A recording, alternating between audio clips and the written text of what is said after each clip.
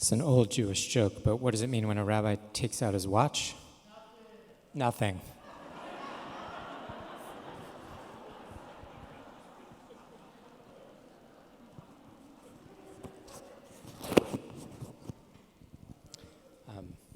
I have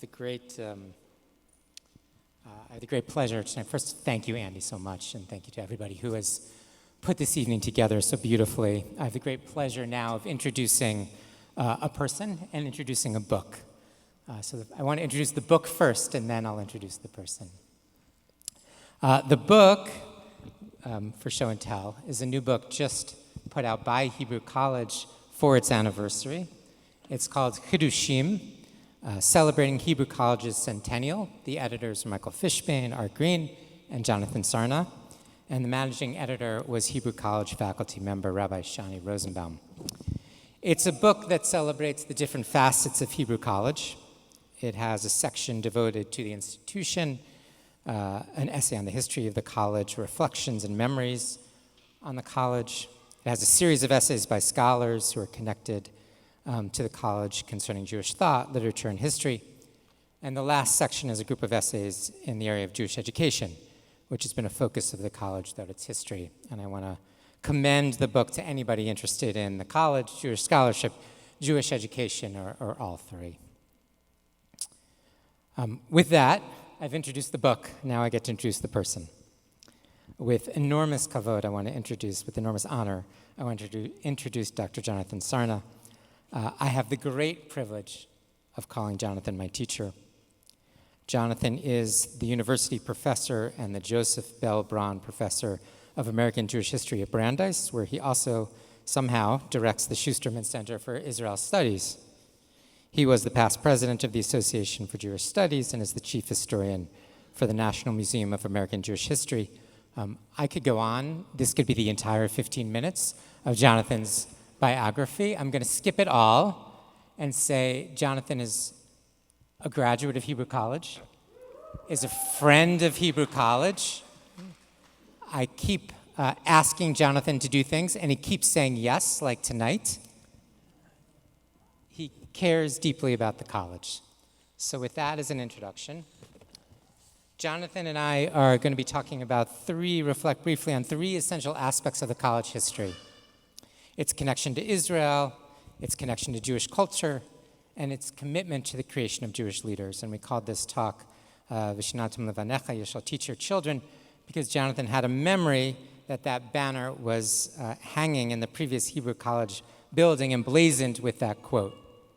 And I think it well sums up the mission of these many years. So with that, Jonathan, I'm going to ask you to reflect on the college's connection to Israel as a core element. Well, first let me say what a pleasure and privilege it is to be here. And indeed, I spent 8 years at the Hebrew College, 4 at the Prosdorf, 4 at the college. So I consider the Hebrew College very much part of my life. And indeed, I'm second generation in the sense that my mother was the associate librarian and really spent a lot of time here. But before we go in, if we're talking about V'shinantam levanecha, I want to tell you, and most people don't know it, the person who did more in Boston to do V'shinantam levanecha, and I'm one of the people who he brought in, was Mr. Kraft's father, Harry Kraft, who taught all of us and was an astonishing figure who reminds us what it means to pass Jewish knowledge from one generation to the next. And I had to say that, so thank you for being here. Now, the question is the tie of the Hebrew College to Israel. On the one hand, we didn't have a trip to Israel in my years when I was here. And we probably didn't, I don't remember even a course called Israel Studies. But we learned Hebrew It was called Hebrew Teachers College in those days for a reason. And there was a deep cultural tie to Israel. There was, in addition, a sense that this Hebrew language that was so very important and culture would link us to Jews everywhere and in Israel. I remember, maybe there are a few others here who remember, when David Ben-Gurion came and spoke at Hebrew Teachers College. He spoke in Hebrew, and he wanted to make a point that he would show up then on Hawes Street in order to underline a tie between Israel and the Hebrew College.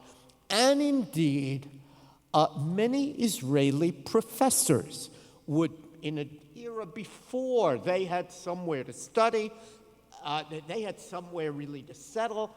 No, I'm saying that wrong. In an era before they would have a place where they would teach in the diaspora, where they would go on sabbatical, they knew they could come to Hebrew College. I studied with the great literary scholar Israel Levin.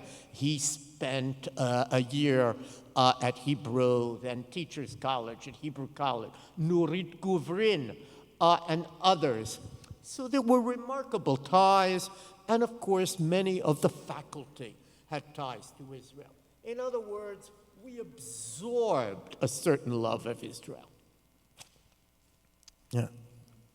So we were going to touch on the Hebrew College commitment to Jewish culture. And it had it from the beginning, from the get-go. Some of my students now, rabbinical and cantorial students now, you just saw, we had amazing musicians, we have artists, we have dancers. I think some of my students now think it's radical to be a seriously learned Jewish person who dances, for example. But in the first years of Hebrew College, this is quite amazing. 100 years ago, this is what the college had as its offerings for Jewish culture 100 years ago. There was a theater where the Masada student organization put on plays by Shalom Aleichem. It had a dance troupe. It had a museum. It had a library. It had an orchestra. It had a gymnasium. It had evenings devoted to Hebrew poetry, Zionist thinkers, rabbinic scholarship, biblical scholarship, not to mention nights devoted to history lectures or Jewish sociology. The goal of the college, in the words of its founders, was to create high standards of Jewish culture in America. Isaac Silberschlag, who was my predecessor as dean of the college, was an extraordinary scholar who wrote award-winning poetry, wrote biographies of Zionist intellectuals. And I become nervous on saying the last thing which he did, because you might imagine that the sort of intellectual development of the college has sort of moved down in who the deans are. But he translated from the original Greek, which he was a master scholar of, to Hebrew, the plays of Euripides, for which he won the Tel Aviv Prize. There's been a slight, I would say, decline in the intellectual quality, but let's not dwell on that. I found a speech of his, this is an extraordinary speech, where he said that Hebrew College reflected from its very beginning a thorough commitment to Jewish culture. And he asked the question, what does the word culture mean? Being a scholar of Latin, among other things, he knew that the word culture is a derivative of the Latin word colere, which means to till or to improve one's field or garden through labor. Actual farming explores, he said, the potential of the earth. Intellectual farming explores the potential of the universe. And this, he said, and I would say, is what Hebrew College has been doing for many years, exploring the potential of the universe through its commitment, its broad commitment to Jewish culture. Jonathan, I'm going to ask you to speak a little about Hebrew College's commitment to raising Jewish leadership. It's impossible to speak only a little about that. One could list, and in the volume, you will see the famous scholars who came through Hebrew College, a whole generation of Jewish scholars.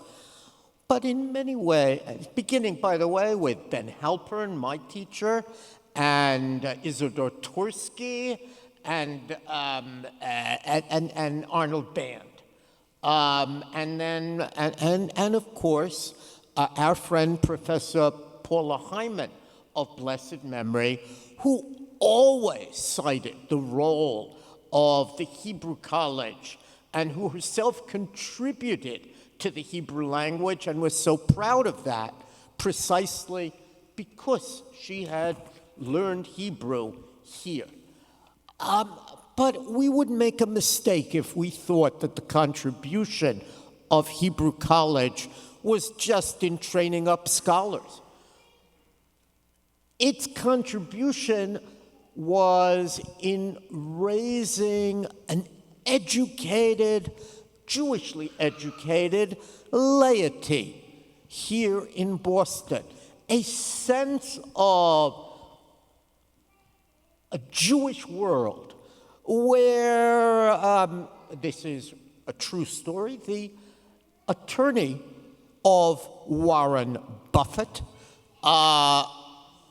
who was a Prose Door graduate, also knew how to study and knew Hebrew and really was very proud of what that allowed him to do in his community when he moved from Boston to Omaha. I'm referring to my great friend, the late Forrest Crutter, and so many others. Mr. Kraft also studied at the Prose Door, and to see what he accomplished, yeah, and so many others in Boston. That's what helps make Boston unique, was the fact that there was a Hebrew college that allowed people to learn what Jewish civilization was about, even as they pursued leadership across not only New England, but ultimately across the world. Thank you, Jonathan. I want to thank you for your friendship for the college, for your editing of the book, and we continue with our program.